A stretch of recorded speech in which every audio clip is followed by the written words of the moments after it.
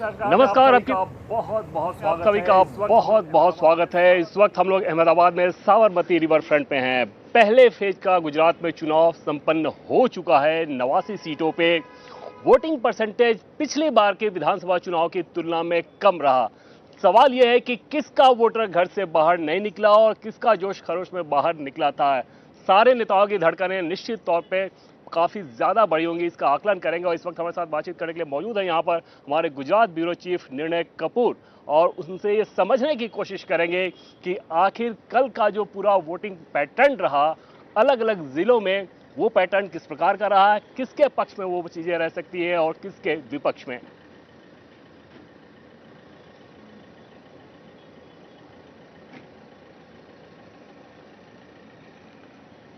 जी हाँ, तो गुजरात में पहले राउंड की वोटिंग हो चुकी है जैसा कि हमने आपको बताया, और पिछली बार की तुलना में 5% वोटिंग कम हुई है। और उसमें भी जो जिलेवार ब्यौरा है वो अलग अलग ब्यौरा है। कुछ जिलों में 71% तक वोटिंग हुई है तो कुछ जिलों में 48% तक वोटिंग हुई है।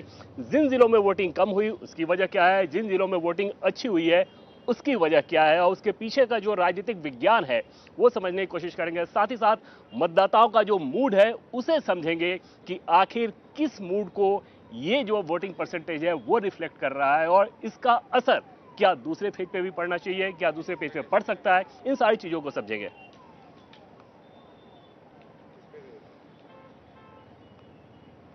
अभी 1 सेकंड का डेफर्ड है, उतना झूलना पड़ेगा। 1 सेकंड का डेफर्ड है। जी हाँ, तो निर्णय सबसे पहले अगर आपसे इस सवाल को लें कि कल का जो वोटिंग परसेंटेज दिखा कि पिछले बार के विधानसभा चुनाव की तुलना में 5% कम, इसे कैसे देखें। देखिए, इसमें एक बात हो रही है कि जो वोटर है उसके अंदर उदासीनता थी, वोट डालने बाहर नहीं निकला है।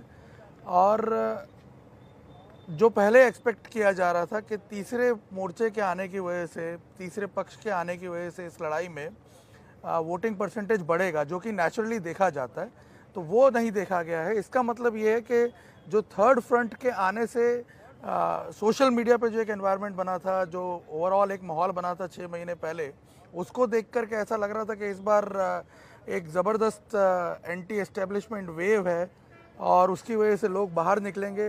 वो तो कम से कम इस वोटिंग परसेंटेज में नहीं दिख रहा है। दूसरी बात, बहुत सारी जगह पे लोकल फैक्टर्स ने भी काम किया है। कहीं पे हमने ये देखा है कि पार्टी के अंदर जो खींचतान चल रही है उसका भी असर वोटिंग परसेंटेज पे देखने को मिला है। और इसका कई ज़िलों में मैं देख रहा हूँ दोनों पार्टियों को अलग अलग प्रकार से नुकसान हो रहा है, बड़ी पार्टियों को, बीजेपी और कांग्रेस दोनों को। अगर हम जिलेवार देखें तो उसका अलग अलग जगह पे आपको अलग अलग इम्पैक्ट दोनों पार्टियों पर पड़ता हुआ नज़र आएगा। ये एक बहुत बड़ी वजह रही। और इस बार हम देख रहे थे कि पहली बार बीजेपी जो है इन इलाकों में अपने ही कार्यकर्ताओं से, अपने ही पार्टी के जो रेबल कैंडिडेट्स हैं उनसे भी जूझती नजर आई। 89 सीट्स में से करीब 7 सीटों पर बीजेपी के रेबल्स सामने चुनाव में थे, तो उसका भी असर देखने को मिला है। इस वजह से ओवरऑल एक जो है मशीनरी जो काम करती है पार्टी की, वो कहीं ना कहीं अलग अलग ज़िलों में अलग अलग स्तर पे निष्क्रिय होती हुई दिखी थी। इसकी वजह से भी वोटर्स जो हैं वो बाहर नहीं निकले। और ओवरऑल जो एक है ये पूरा जो पैटर्न है वोटिंग का, ये रिफ्लेक्ट कर रहा है कि मतदाता उदासीन थे, या फिर हो सकता है कि बहुत ज़्यादा आश्वस्त थे। दो रीज़न हो सकते हैं इसके।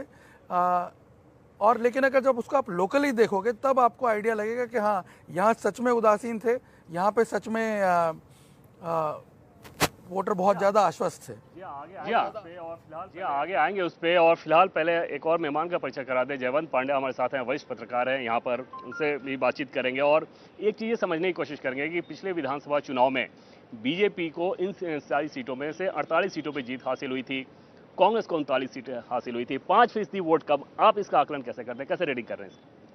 देखिए, एक तो एंटी एस्टेब्लिशमेंट वेव नहीं था। एंटी एस्टेब्लिशमेंट वेव होता है तो आप 2014 में देखिए कि जो लोकसभा इलेक्शन था तो उस समय कितना वोटिंग हुआ था। तो एक एंटी एस्टेब्लिशमेंट वेव नहीं होने के कारण लोग उदासीन रहे। दूसरे, शादियां बहुत थी, लेकिन जो भी जागरूक नागरिक थे वो तो शादी होने के बाद, स्वयं की शादी होने के बावजूद भी वो आए थे मत डालने। ऐसे बहुत सारे उदाहरण भावनगर में या फिर कई और जगह पे देखने को मिले। लेकिन ज़्यादातर बात ये थी कि उदासीन इसलिए रहे कि एंटी एस्टेब्लिशमेंट वेव नहीं था, और दूसरा कि आप देखिए झगड़िया में केसर गांव है, तो उस पर सुविधा वहाँ पर कुछ नहीं है, जैसे पुल की सुविधा नहीं है, तो उनको 1 किलोमीटर से लगता है, लेकिन उसको घूम के अगर जाएंगे तो 14 किलोमीटर लगता है। तो वो ना होने के कारण उन्होंने एंटी एस्टेब्लिशमेंट मतलब दूसरे किसी को मत डालने की जगह बहिष्कार करने का निर्णय किया। तो ऐसे बहुत सारे पॉकेट्स भी है जहाँ पर चुनाव का बहिष्कार हुआ है। मतलब उनको ये नहीं है कि कोई विरोधी आके हमारा ठीक कर देगा, उनको आशा है तो बीजेपी से ही है कि बहिष्कार करेंगे तो शायद वो जाग जाएंगे। तो इस कारण से भी मतदान है, मुझे लगता है कि कम हुआ है। जी हाँ, तो अलग अलग वजह की व्याख्या हो रही है। सवाल इस बात का है कि क्या जिलेवार जो दिखे हैं कि अलग अलग वोटिंग परसेंटेज, उनको किस रूप में समझा जाए। और सबसे पहले सूरत की बात करते हैं। सूरत में पिछली बार की तुलना में इस बार की अगर वोटिंग परसेंटेज की बात करें तो इस बार 62.27% वोटिंग हुआ है। निर्णय पिछले वोटिंग पैटर्न सूरत की बात करें इस बार में क्या फर्क नजर आ रहा है? वोटिंग पैटर्न कम हुआ है। जो हम बेसिक मुद्दे पे जो बात कर रहे थे उदासीनता की, वो साफ तौर पे देखने को मिली है वोटर में। शादियों की एक वजह जो बताई जयवंत भाई ने, वो भी एक फैक्टर जरूर हो सकता है। लेकिन शादियां तो पिछले चुनाव में भी इस समय चुनाव हुआ था, रही होंगी। कल के दिन में अगर आप बात करें, पूरे गुजरात में मेरे ख्याल से करीब 22,000 से ज्यादा शादियां थी, तो इसलिए वो एक बहुत बड़ा फैक्टर हो सकता है। कल एक दिन में 22,000 शादियां थी, और अगर आप अगले 3 दिन की बात करें तो पूरे गुजरात में करीब 40,000 से ज्यादा शादियां हैं। मतलब चुनाव आयोग का इसका भी ध्यान रखना चाहिए। तो ये भी एक कारण बहुत बड़ा हो सकता है। बिल्कुल। और कई बार ये देखा गया, इसीलिए आप देखें लगातार चुनाव आयोग की तरफ से भी ये प्रचार किया जा रहा था कि चाहे कुछ भी हो, पहले आप वोट करिए। चुनाव आयोग खुद इस बात को लेकर के कंसर्न है कि आखिर इतना डिप क्यों आया, इतनी अवेयरनेस के बावजूद। लेकिन अगर इस फिगर्स को हम देखें तो सूरत के अंदर माहौल जिस तरह का पिछली बार था 17 में, मुझे लग रहा है कि परिणामों में बहुत ज़्यादा अंतर नहीं आएगा इस पैटर्न को देखते हुए। हाँ, जो 4-5 सीटें जिनकी चर्चा पहले से चल रही थी, वो अभी भी ऐसा लग रहा है कि वहाँ पे फंसी हुई हैं वो सीटें। उनके बारे में कोई भी प्रिडिक्ट नहीं कर पा रहा है।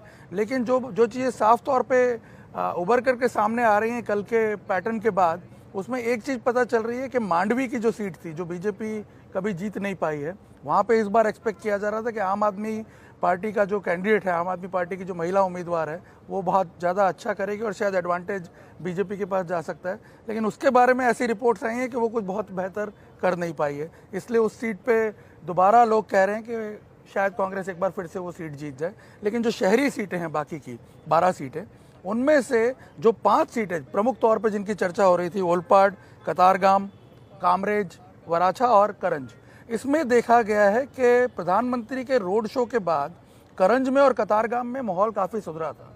और अब ऐसा लग रहा है वोटिंग होने के बाद कि करंज और कतारगाम में, जैसा कल लोगों ने ऑब्जर्व किया कि बीजेपी के जो एजेंट्स थे, उनके बूथ के बाहर, उनके टेबल्स के बाहर लाइनें बहुत लगी हुई थी। तो उससे ये रिफ्लेक्ट किया जा रहा है कि शायद वो दोनों सीटें जो हैं वो इम्प्रूव हुई हैं।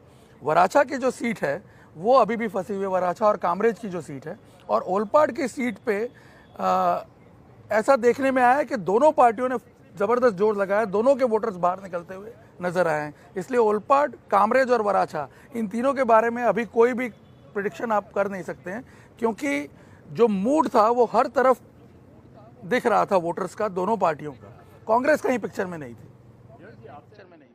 जयंत जी, आपसे अगर इस सवाल को ले कि क्या बीजेपी की धड़कनें बढ़नी चाहिए इस कम वोटिंग परसेंटेज को लेके, या फिर क्योंकि उनका सिस्टम है वोटिंग करा लेने का, कार्यकर्ताओं की एक फौज है, पन्ना प्रमुख, पन्ना समिति, तमाम चीज़ें हैं, तो उससे उनको चिंता नहीं होनी चाहिए? नहीं, धड़कनें तो बढ़नी चाहिए, क्योंकि इतनी बड़ी फौज है और कहते हैं कि विश्व की सबसे बड़ी पार्टी है कम्युनिस्ट पार्टी के छोड़कर, तो इतने बड़े कार्यकर्ता है और पेज प्रमुख और पेज समिति तक पहुंच गए हैं। तो क्या वजह है कि वो मतदारों को बाहर निकालने में, मतलब हमको अभी तो हम अनुमान ही कर रहे हैं कि किसके तरफ वोटिंग हुआ है, लेकिन फिर भी इतना कम वोटिंग हुआ है, तो ये भी एक देखने को मिलेगा। दूसरी बात ये है कि आप ये जो लास्ट मोमेंट पर मतलब पिछले 15 दिनों में नरेंद्र मोदी जी और अमित शाह और खास करके दिल्ली में दिवाली पर अमित शाह जी ने संभाला दिवाली के बाद से, लेकिन आप अपनी जो योजनाएं इतना दावा करते हैं कि इतनी सारी योजनाएं इतना सारा विकास हुआ है, तो क्या कारण है कि आप मतदारों तक वो नहीं पहुंचा पाए। आप अपने जो वोट एकदम कट्टर है मतलब प्रचंड समर्थक है वो तो करेंगे, लेकिन आप दूसरे किसी वोटर को ये समझा नहीं पाए कि आपकी तरफ में वो वोटिंग करें। तो इतना ज़्यादा वोटिंग नहीं हुआ है, जैसे 70% पिछली बार 68% पूरा फर्स्ट फेज में हुआ था, तो इतना नहीं हुआ। इस बार 8% 6% कम हुआ है। तो ये बीजेपी को भी सोचना होगा कि ये जो इसमें ऐसा हुआ है तो हो सकता है कि महानगर पालिका नगर पालिका में तो और कम हो, और हो सकता है कि उसमें आपकी एंट्री हो जाए। तो ये अभी से उनका सोचना जायज़ है। इंडिया टीवी हर वक्त हर जगह डाउनलोड करने के लिए सर्च करें India TV news Google play store या ऐप स्टोर पर।